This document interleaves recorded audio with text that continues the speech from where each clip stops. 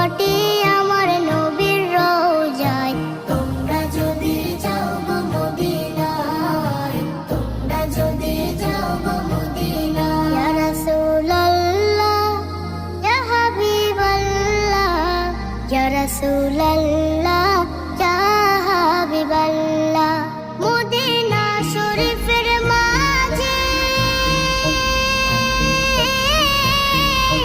বেহেশতের বাগান আছে, সেই বাগানে শুয়ে আছেন, সেই বাগানে শুয়ে আছেন প্যারা নবী মুস্তাফা।